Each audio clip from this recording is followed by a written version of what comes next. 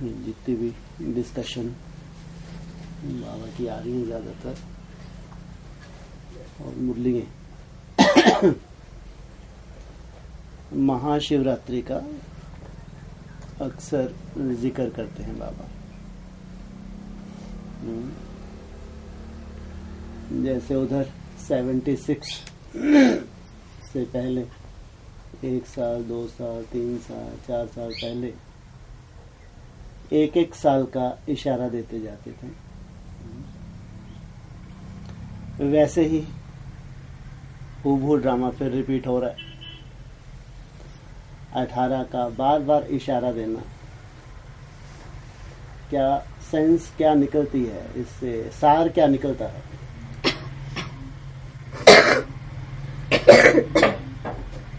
क्या सार क्या निकल रहा है? एक बार कह दिया काफी क्यों नहीं है?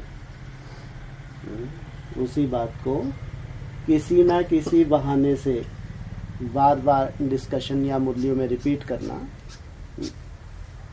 क्या सार क्या निकल रहा है इसका?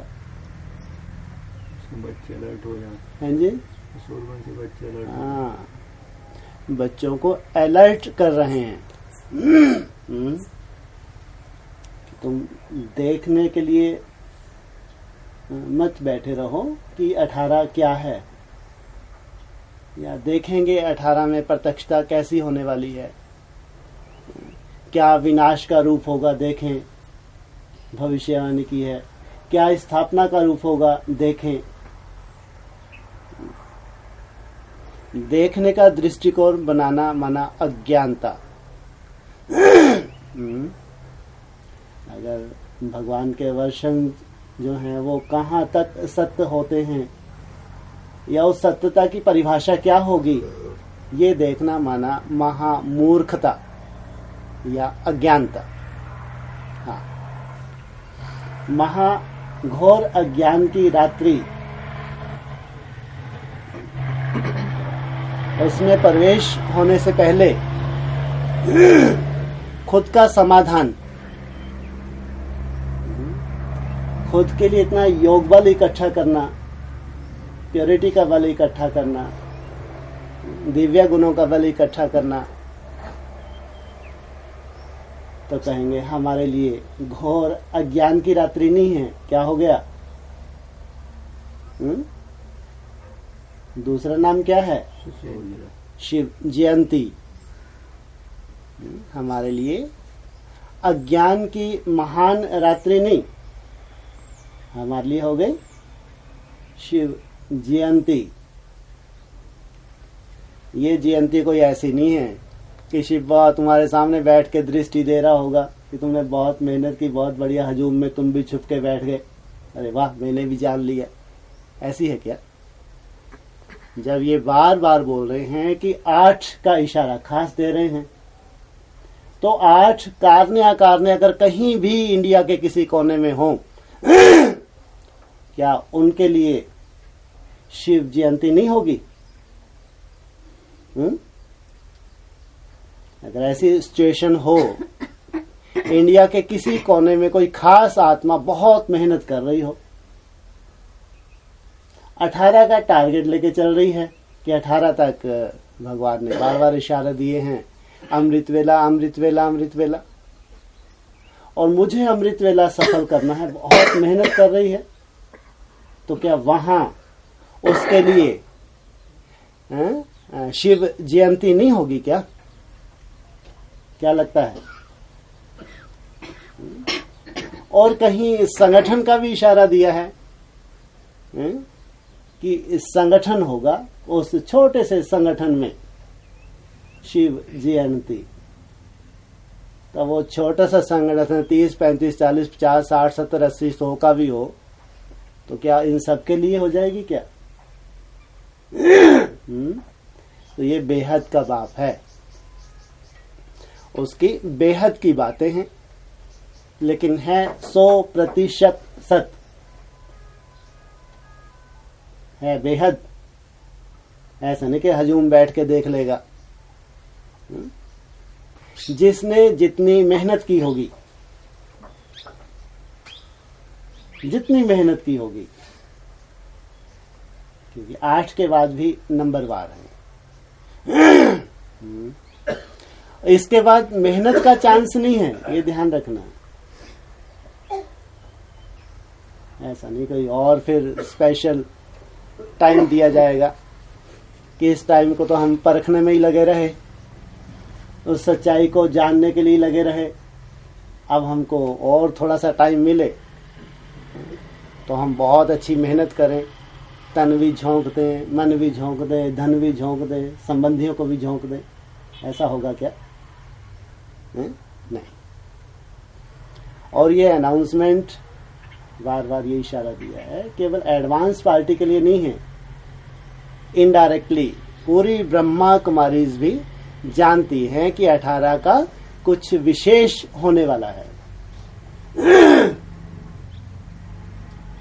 केवल एडवांस पार्टी नहीं, ब्रह्मा कुमारीज को भी इनडायरेक्टली ये मैसेज है कि 18 में कुछ विशेष होने वाला है। उनमें भी कम से कम 10% जरूर ऐसी पवित्र आत्माएं हैं जिनको टचिंग हो रही है और वो मेहनत करेंगी ही और कर ही रही हैं। हम सबकी रेस जो ही घूम फिर के वही बात आती है, याद की यात्रा। आज ये इशारा था, अमृत वेला सफल हो गया माना अपनी सुरक्षा। एक है बेहद का अमृत वेला और एक है हद का अमृत वेला। जिनकी बुद्धि में बेहद का अमृत वेले का महत्व है, वो हद के अमृत वेले को भी 100% सफल करेंगे। 100%, 75%, 60%, 50%, ये भी तो अपना अपना हिसाब किताब है। 100% सफल करें, क्योंकि अमृत वेला है फाउंडेशन वेला। दिन में जो हमको मेहनत करनी है उस पूरे दिनचर्या के आधार बाबा ने खास अमृत वेला बताया। अब हमारी जो रेस चल रही है याद की यात्रा की, इसमें किसी की बहुत तीव्र गति है, किसी की गति तीव्र तो नहीं है लेकिन गतिशील तो है, और कोई कोई यथाशक्ति जितनी समर्थ है, शक्ति है। हमको ये महसूस हो कि जो मैंने टारगेट लिया है, यथाशक्ति तो मैं आत्मा चल रही हूं, लेकिन बाप की तरफ से भी मेरे को बहुत सहयोग मिल रहा है। ये भी अनुभव हो। याद की यात्रा की सब मेहनत कर रहे हैं, नंबरवार क्यों? इसके बेसिक में भी एक बहुत अच्छा चित्र है, योगी जीवन का आधार। परफेक्ट योगी जीवन अगर नहीं है तो कहीं ना कहीं जो आधार है, जो पिलर्स हैं, कोई ना कोई पिलर कमजोर है। हम अपनी याद की यात्रा से संतुष्ट नहीं है, समय कम होता जाता है, मेहनत तो कर रहे हैं लेकिन संतुष्ट नहीं है, तो जरूर 4 पिलर हैं, उनमें से कोई ना कोई पिलर कमजोर है, उसकी चेकिंग चाहिए। 4 पिलर में सबसे पहले पिलर कौन सा है? अरे याद के तो पिलर हैं ये। अरे पहला पिलर कौन सा है? हाँ, पहला पिलर है ब्रह्मचर्य अर्थात पवित्रता। बेसिक कोर्स करवाते हैं तो उसमें 4 पिलर बताते हैं, जिसमें सबसे पहला पिलर बताया जा रहा है ब्रह्मचर्य अर्थात पवित्रता। माना योगी जीवन की शुरुआत होती है दृढ़ संकल्प से कि हम ब्रह्मचर्य को दृढ़ता से जीवन में धारण करेंगे।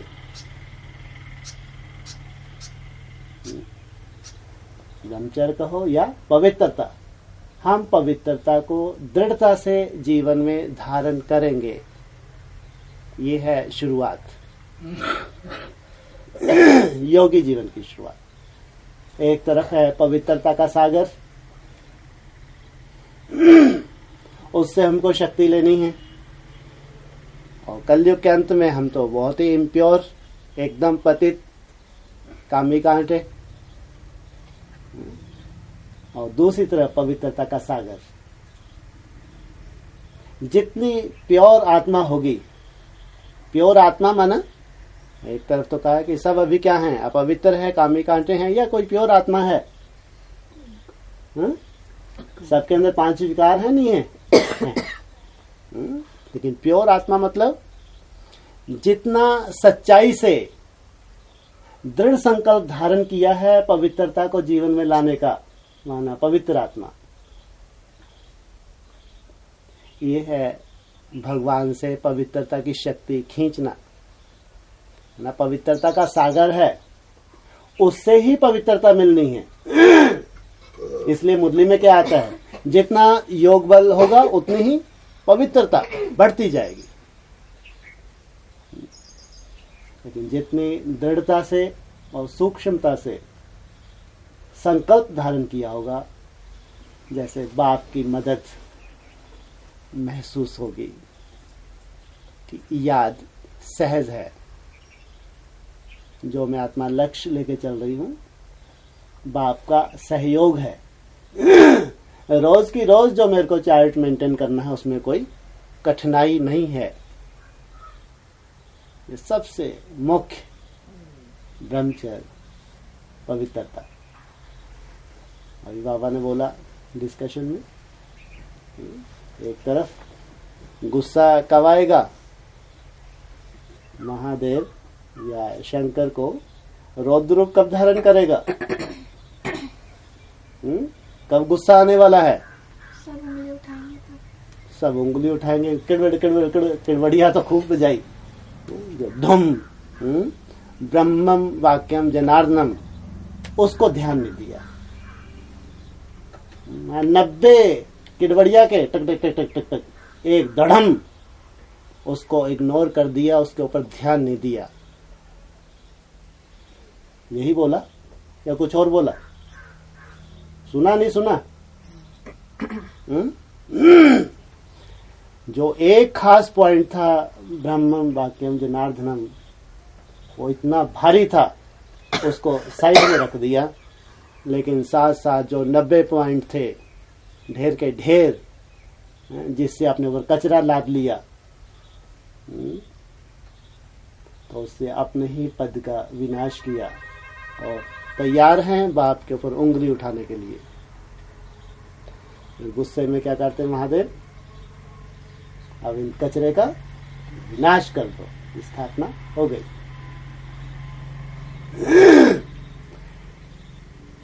पहली सब्जेक्ट ब्रह्मचर्य, दूसरी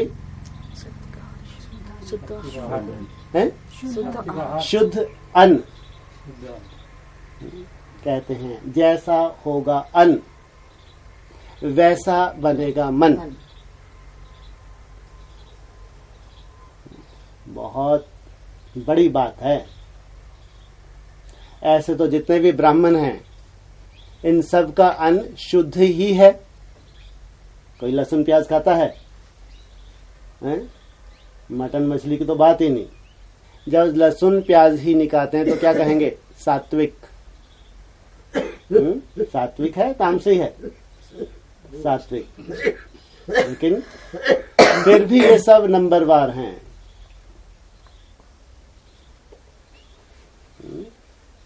अब अपनी थोड़ा जीव को चेक करें, जीव को चेक करें।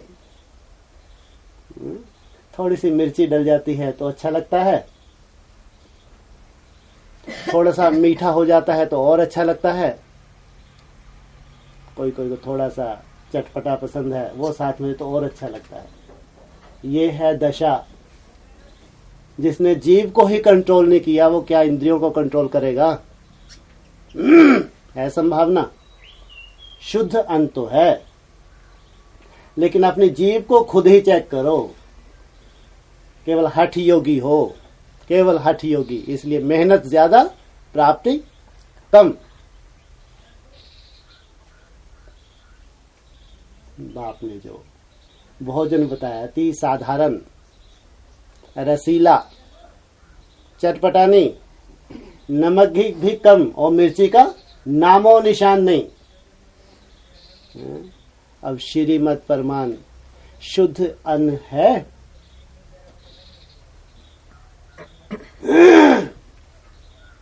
जैसा होगा अन्न वैसा बनेगा मन।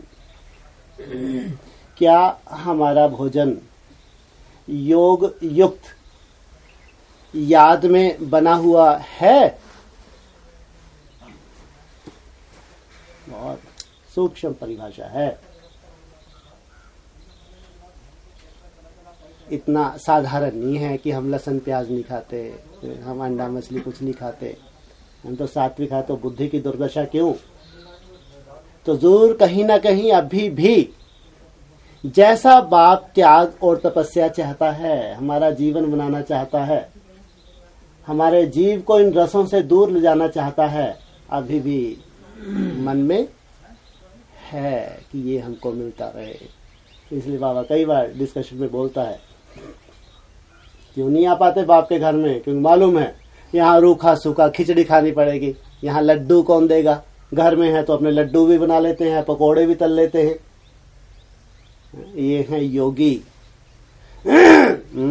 ये कल्पना कर रहे हैं हम तो घोर अज्ञान की रात्रि नहीं, हम तो क्या करने वाले हैं? शिव जयंती का दर्शन करेंगे। क्या संभावना है?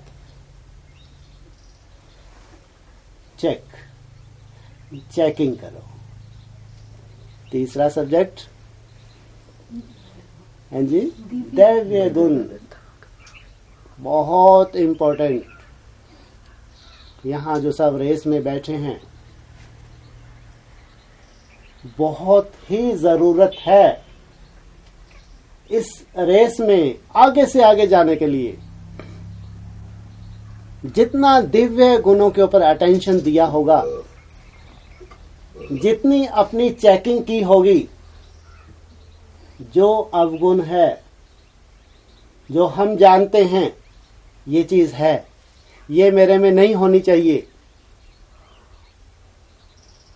अक्सर डिस्कस तो ये होती है, हमको मालूम है कि ये मेरे में अवगुण है और मैं आत्मा इसको निकालना चाहती हूँ, निकाल नहीं पाती, तो सहज रास्ता बताया कि अमृत वेले बाप की झोली में डाल दो। लेकिन क्या हमने चेक कर लिया कि यही लीकेज है? जो मेरा योग बल में आत्मा इकट्ठा करती हूँ, यहीं से लीकेज हो रहा है। अगर मैं इस लीकेज को बंद कर दूं तो मेरी याद की यात्रा पावरफुल हो जाएगी। पहले ये कंफर्म तो हो जाए। बहुत मोटा ब्राह्मणों की दुनिया में जब हम रेस में आते हैं, तब एक दो के प्रति बहुत सूक्ष्म रूप में ईर्ष्या और द्वेष ये काम करता रहता है। सूक्ष्म रूप में, मोटे रूप में नहीं, बहुत ही सूक्ष्म रूप में ईर्ष्या और द्वेष ये काम करता रहता है। रेस में कोई आगे जाता है, कई बार वो देखा नहीं जाता, उसकी कमी कमजोरियां स्पष्ट जो भी छोटी मोटी होती हैं वो बहुत सहजता से देख लेते हैं और उस आत्मा की श्रेष्ठता को साइड में रख के उसकी कमी का अंदर ही अंदर गुणगान करते हैं कि नहीं, अब ये बहुत आगे नहीं है, ये भी अभी ऐसी ऐसी कमी है। माना एक ईर्ष्या का सूक्ष्म स्वरूप अपने अंदर धारण करके चल रहे हैं, लीकेज कर रहे हैं अपनी याद की यात्रा को, खुश हो रहे हैं कि नहीं अभी ये बहुत आगे नहीं है, भले इसका चार्ट बहुत अच्छा है, भले ये 14, 16, 18 घंटे बना रहे, लेकिन अभी ये कमजोरी इसमें भी तो है। ये नहीं मालूम कि उसका जो तीव्र गति का चार्ट है अचानक उसकी कमजोरी को भस्म कर देगा और तुमने जो ये अंदर अपने पाल लिया सामने वाली जो कमजोरी देख के अपने अंदर धारण कर ली, तुम्हारा तो नुकसान पे नुकसान ही होता जा रहा है। इसलिए दूसरों की कमजोरियों को देखना बंद करें। बाबा तो खुद ही बताता है, ऐसी कोई भी आत्मा नहीं है जो संपन्न बनी हो। है सर्टिफिकेट दिया किसी को? कोई भी आत्मा नहीं है जो संपन्न बनी हो, सब रेस में है। वो हैं श्रेष्ठ से श्रेष्ठ आत्माएं जो अपनी छोटी छोटी कमजोरी को भी बड़ा मानती हैं। ऐसे भी हैं पुरुषार्थी, वंडरफुल, बहुत सुंदर पुरुषार्थी। ऐसे भी हैं जो अपनी छोटी छोटी कमजोरी को बहुत बड़ा मानते हैं, खूब रोते हैं, ये हमारे में नहीं होना चाहिए, बहुत छोटी, जिसकी कोई वैल्यू ही नहीं है। श्रेष्ठ पुरुषार्थी आत्मा है। दूसरों की कमियों को देखने का तो काम ही नहीं, लेकिन अपनी छोटी छोटी कमी बहुत बड़ी लगती हैं। ये कारण है, याद की यात्रा की रेस में कोई बहुत आगे निकल जाते हैं, कोई बहुत पीछे रह जाते हैं। रेस सब कर रहे हैं। दाता अर्थात सदा देने वाला, कभी भी एक दो के प्रति शुभ भावना ना छोड़ने वाला। कैसा भी सामने से अपोजिशन हो उसका, कैसा भी, लेकिन अपने अंदर कभी भी सामने वाली आत्मा के प्रति नेगेटिविटी ला ही नहीं सकती। सदा शुभ भावना रखने वाला, ये है प्रैक्टिकल देवता। जब हमारा ऐसा दिव्यता हमारे अंदर आने लगे, ऐसे श्रेष्ठ संकल्प आने लगे, कोई हमारे प्रति कुछ भी सोच रहा हो, लेकिन हम शुभ भावना नहीं छोड़ सकते उसके प्रति, समझो ये आत्मा कुंदन बन रही है। केवल याद की यात्रा नहीं, 14, 16, 18 घंटे कुंदन बना रही नहीं। ऐसे तो असुरों ने भी बहुत हट करके दिखाए, लेकिन अपने से कभी संतुष्ट नहीं हो सकते। अगर अपनी चेकिंग होगी, चार्ट हो सकता है थोड़ा कम भी हो, लेकिन संतुष्ट होंगे, बाप का भरपूर स्नेह महसूस करेंगे। इसलिए अंदर से चेकिंग, मेरी भावना और भाव सामने वाले के प्रति कैसी है। ज्यादातर जिन ब्राह्मणों से हमारे संस्कार मिलते हैं, उनके प्रति भावना और भाव चेक करने की जरूरत नहीं। कोई कोई से हमारे संस्कार मिलते हैं, उनके प्रति हमारी भावना और भाव बहुत सुंदर होता है। ऐसे गप्पा मत लगा लेना, वहां चेकिंग नहीं करनी है। चेकिंग कहां करनी है? जहां थोड़ी बहुत अंदर से खिटपिट महसूस हो।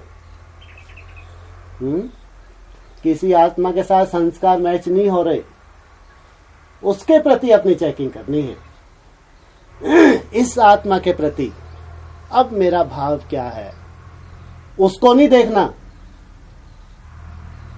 सामने वाली आत्मा को नहीं देखना। ये इतनी सीनियर है, ये तो इतने बड़े बड़े चार्ट लिख के देती है। फिर वही गलती फिर हो जाएगी।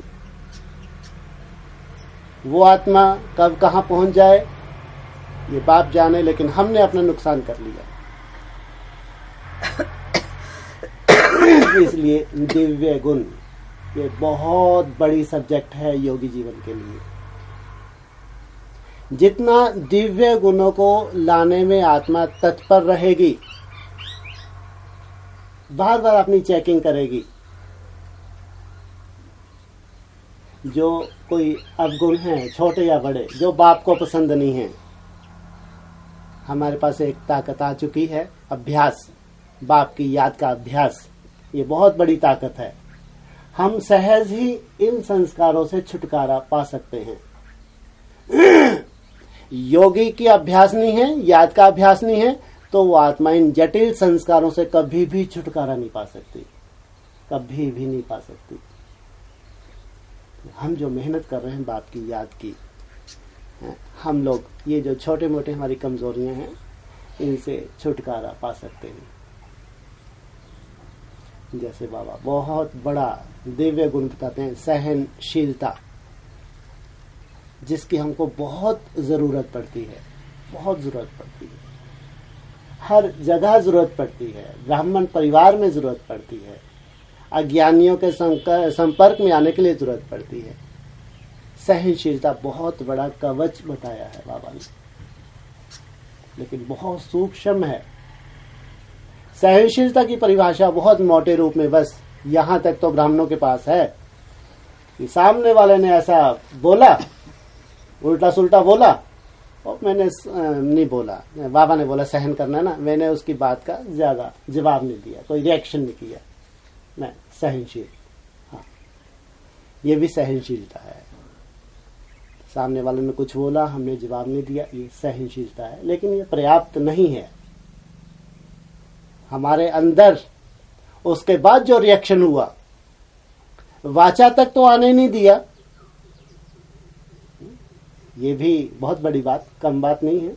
वाचा तक तो आपने आने नहीं दिया, लेकिन अंदर अब उसका जो रिएक्शन हुआ, इसने ऐसा बोला तो क्यों बोला, ऐसा नहीं होना चाहिए, ये बाबा का बच्चा कैसा बच्चा, ये वो, फिर शुरू हुआ अंदर। तो ये सहनशीलता माना। अभी जैसी सहनशीलता बाप चाहता है वैसी सहनशीलता नहीं है।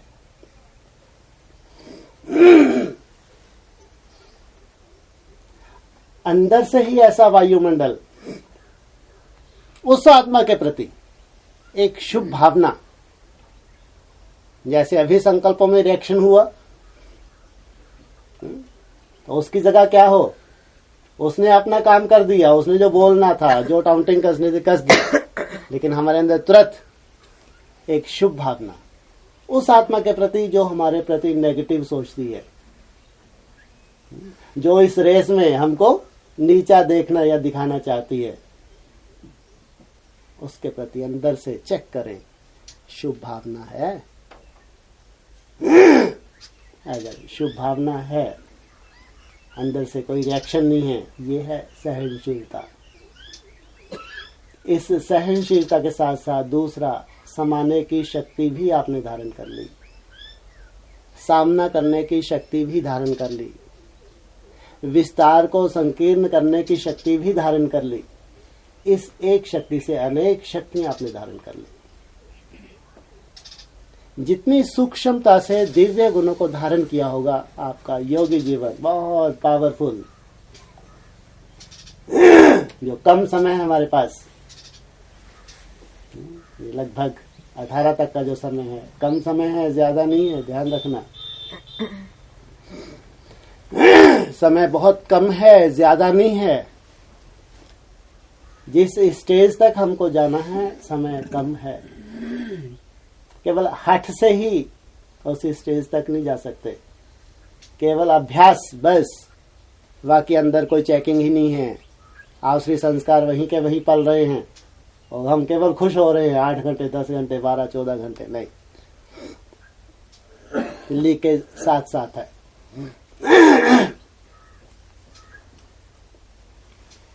दिव्य गुण।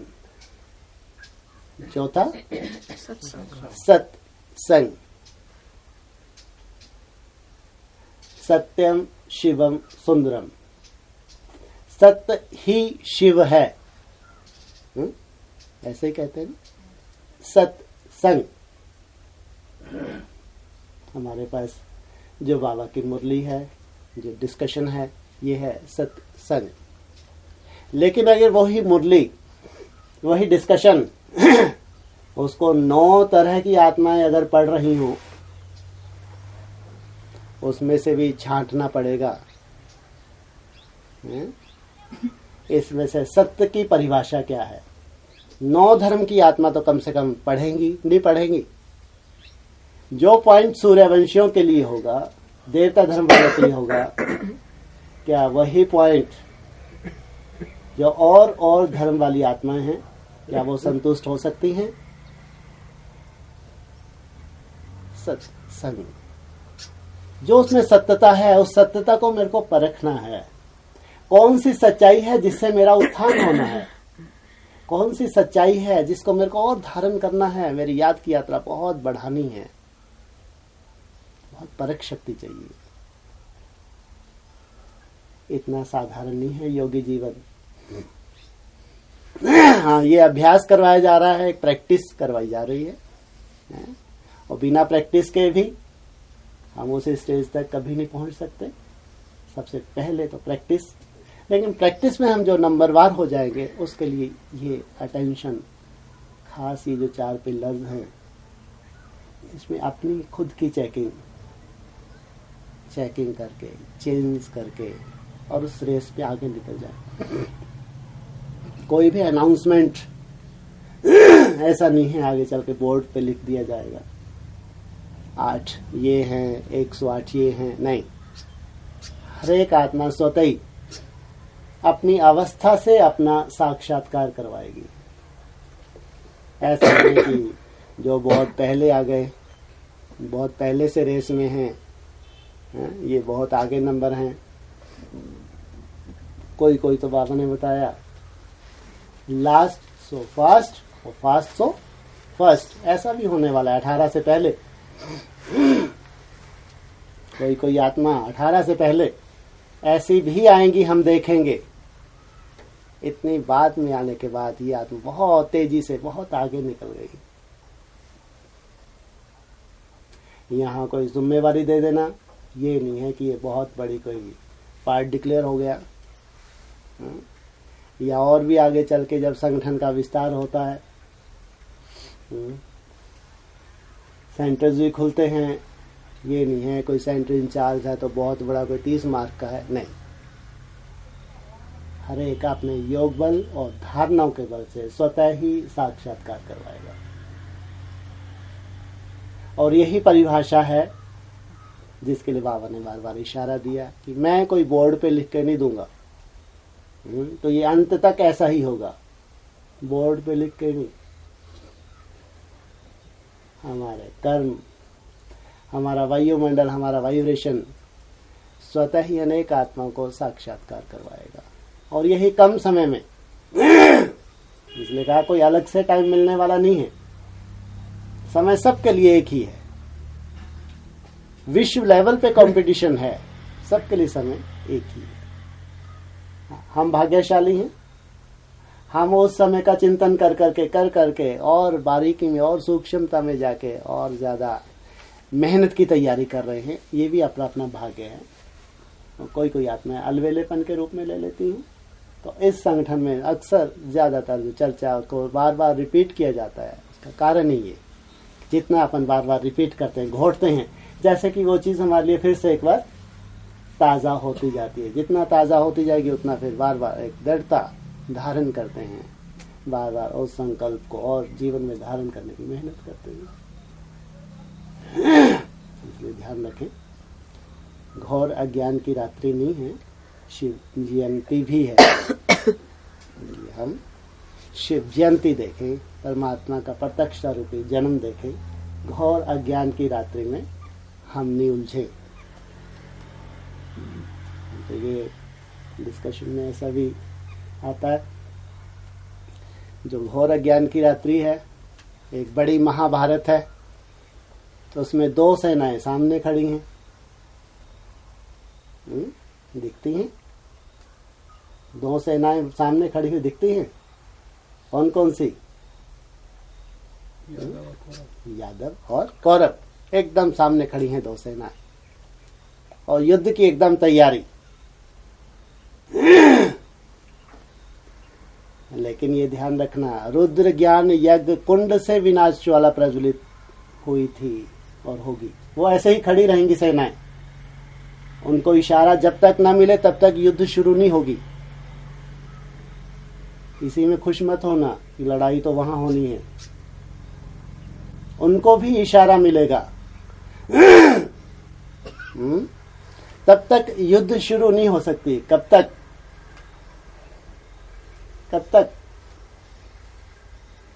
दोनों सेनाएं खड़ी रही, देखती नहीं चुपचाप, या शुरू हो गई थी? थोड़ी देर लगे रुक गए थे ना, सबके सब कब तक रुके रहे? हैं जी? अरे स्थूल रूप में कब तक रुके रहे थे वो? गीता का हाँ, किसी की मजाल नहीं थी कि इधर उधर से हो कोई शस्त्र फेंक दे। जब तक गीता ज्ञान सुनाया जा रहा था, जब तक अर्जन ना हो जाए, धारण ना हो जाए, जो खास अर्जन है, अर्जन करने वाला है, धारण करने वाला है, तब तक ये युद्ध शुरू नहीं हो सकती। सेनाएं खड़ी रहेंगी सामने, आमने सामने। रुद्र ज्ञान यज्ञ कुंड से विनाश ज्वाला प्रज्वलित होगी। जब अर्जुन ने धारण कर लिया, उसके बाद युद्ध शुरू हुआ। इसलिए धारणा है मुख्य। हम बच्चे विनम्रवाद, भले ही उस जो हद की महाभारत है उससे अलग है भले, लेकिन हमको तो ये इशारा मिलता है, ढेर की ढेर इविल सोल जिनका अटैक सामने खड़ा है, जो हमको कठपुतली बनाने वाली है, वो भी अपना काम करेंगी। हमारी आत्मा की कमजोरी माना उन आत्मा को प्रवेशता, इसलिए आत्मा को महाभारत से पहले पावरफुल बनाना। इसलिए अपनी चेकिंग साथ साथ करें, कितना भी सहन करना पड़े सहन करें। सहन करना माना सहनशाह बनना, बाबा ऐसे बोलते हैं। कई बार लगता है जिसकी कोई औकात नहीं उसके सामने भी सहन करना पड़ता है। नहीं, भगवान की श्रीमत है, इसलिए सहन करना है। कम समय में अधिक प्राप्ति करनी है। इसलिए महाभारत केवल वही महाभारत नहीं है, उसके लिए हरी झंडी तो कहां से मिलेगी? सूर्यवंशियों से। पहले सूर्यवंशी जब तक ज्ञान को अर्जन ना करें, धारण ना करें, नंबरवार तो खास टॉपर हैं, तब तक महाभारत शुरू नहीं हो सकती। और एक बार अगर महाभारत शुरू हुई, रुकेगी?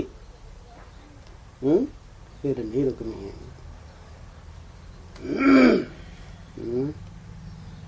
कब रुकेगी फिर? फिर कब रुकेगी? कभी रुकी ही नहीं। महाभारत कभी खत्म ही नहीं हुई। कब खत्म हो जाती है स्थूल रूप में? जब पूरे कौरव और पूरे यादव ये खत्म हो जाएंगे, धर्म को जिन्होंने धारण किया है वो धारणाएं प्रत्यक्ष होंगी। तो 5 पांडव उंगलियों पे गिने जाने योग्य, उनकी रिजल्ट। महाभारत में शांति का समय नहीं होगा,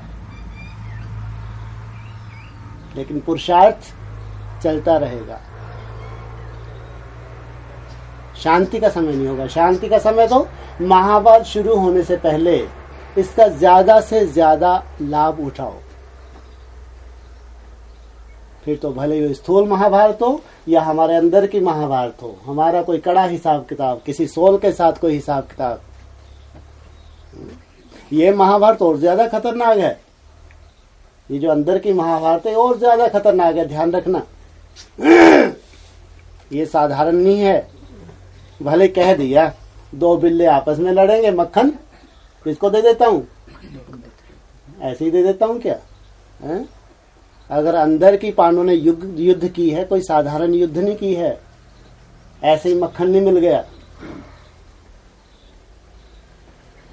ये कहेंगे इनको योग बल से चांस दिया कि इस योग बल से तुम अपने को जीतो, इन इंद्रियों को जीतो, मन बुद्धि माना आत्मा बन जाओ।